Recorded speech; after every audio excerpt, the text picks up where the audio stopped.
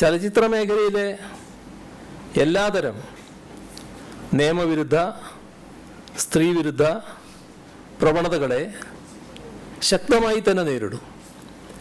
അതിനുള്ള നിശ്ചയദാർഢ്യം സർക്കാരിനുണ്ട്. അത് തെളിയിക്കപ്പെട്ടതുമാണ്. ഇവിടെ ഇതുമായി ബന്ധപ്പെട്ട് പോലീസ് സ്വീകരിച്ച നടപടികളെക്കുറിച്ച് കാണേണ്ടത്, വനിതാ കമ്മീഷൻ്റെ ഒരു കത്തിൻ്റെ അടിസ്ഥാനത്തിലാണ് പോലീസ് സാംസ്കാരിക വകുപ്പിനോട് റിപ്പോർട്ടിൻ്റെ പകർപ്പ് ആവശ്യപ്പെട്ടത്. ആ കത്തിന് നൽകിയ മറുപടിയിൽ സാംസ്കാരിക വകുപ്പ് അഡീഷണൽ സെക്രട്ടറി ഇങ്ങനെ രേഖപ്പെടുത്തുന്നു. സാംസ്കാരിക വകുപ്പ് അഡീഷണൽ സെക്രട്ടറി രേഖപ്പെടുത്തിയത് നേരത്തെ പരാമർശിച്ച ജസ്റ്റിസ് ഹേമ അവർക്കയച്ച കത്തിൻ്റെ ഭാഗമായിട്ടാണ്. അതിലവർ പറഞ്ഞല്ലോ, I would also take the liberty to alert you to follow these principles എന്ന് പറഞ്ഞൊരു ഭാഗം ഞാൻ പറഞ്ഞില്ലേ, അതിൻ്റെ ഭാഗമായിട്ടാണ് സാംസ്കാരിക വകുപ്പിൻ്റെ അഡീഷണൽ സെക്രട്ടറി സംസ്ഥാന DGPയെ കാര്യങ്ങൾ അറിയിക്കുന്നത്. ആ അറിയിച്ച കാര്യം ഞാൻ ഉദ്ധരിക്കാം. ഈ റിപ്പോർട്ടിലെ ഉള്ളടക്കം രഹസ്യമായി സൂക്ഷിക്കേണ്ടതിൻ്റെ ആവശ്യകത സംബന്ധിച്ച് ജസ്റ്റിസ് ഹേമ നൽകിയ സൂചന 2 കത്തിൻ്റെ പകർപ്പും ഈ റിപ്പോർട്ട് വിവരാവകാശ നിയമപ്രകാരം ലഭ്യമാക്കേണ്ടതില്ല എന്ന് വ്യക്തമാക്കി മുഖ്യ വിവരാവകാശ കമ്മീഷണർ പുറപ്പെടുവിച്ച സൂചന 3 ഉത്തരവിൻ്റെ പകർപ്പും കൂടി ഇതോടൊന്നിച്ചുണ്ട്.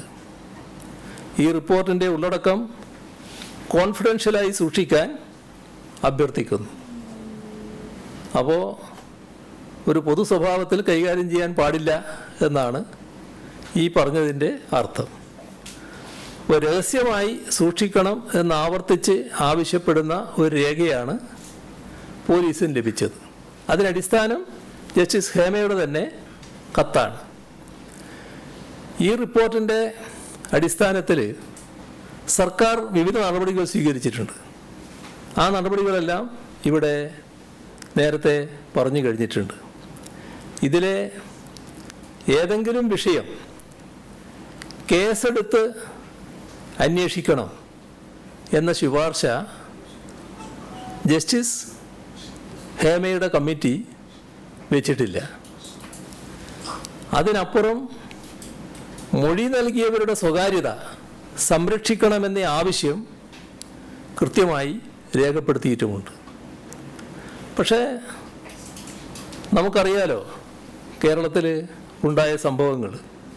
ഇവിടെ ഒരു നടി ആക്രമിക്കപ്പെട്ട സംഭവം ഉൾപ്പെടെ ചലച്ചിത്ര രംഗത്ത് ഉയർന്നു വന്ന ഒരു വിഷയവും നിയമ നടപടിയില്ലാതെ പോയിട്ടില്ല.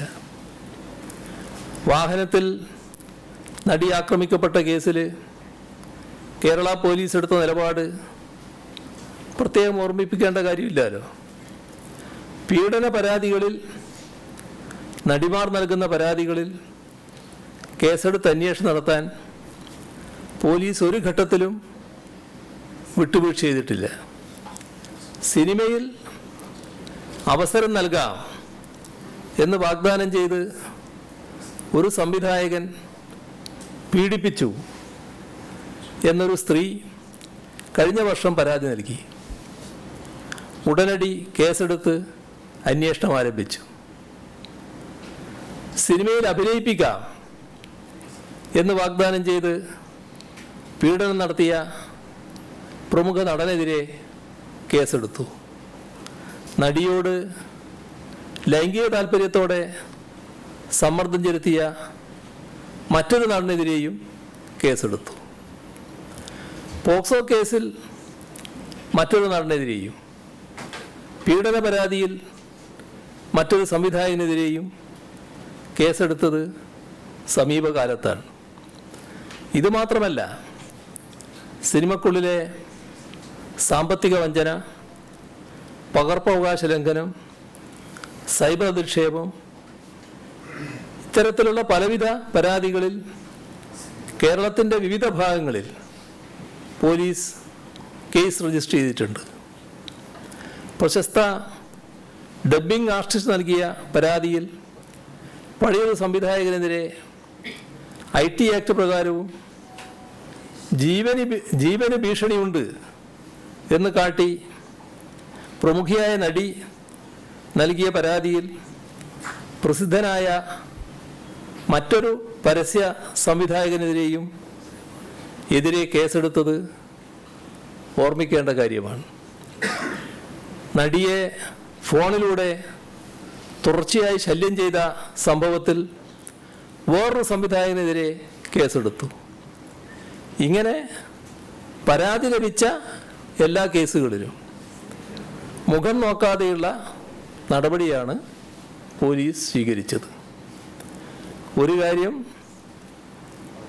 വ്യക്തമാക്കാൻ ഈ ഘട്ടത്തിൽ ആഗ്രഹിക്കുകയാണ്. ജസ്റ്റിസ് ഹേമ കമ്മിറ്റി റിപ്പോർട്ടുമായി ബന്ധപ്പെട്ട് മൊഴി നൽകിയ ഏതെങ്കിലും വനിത പരാതി നൽകാൻ തയ്യാറായി മുന്നോട്ട് വന്നാൽ സർക്കാരിൽ നിന്ന് ഉചിതമായ ഇടപെടലുണ്ടാകും.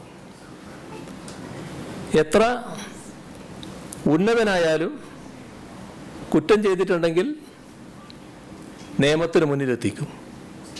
അതിൽ ഒരു തരത്തിലുള്ള സംശയവും ആർക്കും വേണ്ടതില്ല. ഇതാണ് പൊതുവെ ഇതുമായി വ്യക്തമാക്കാനുള്ളത്.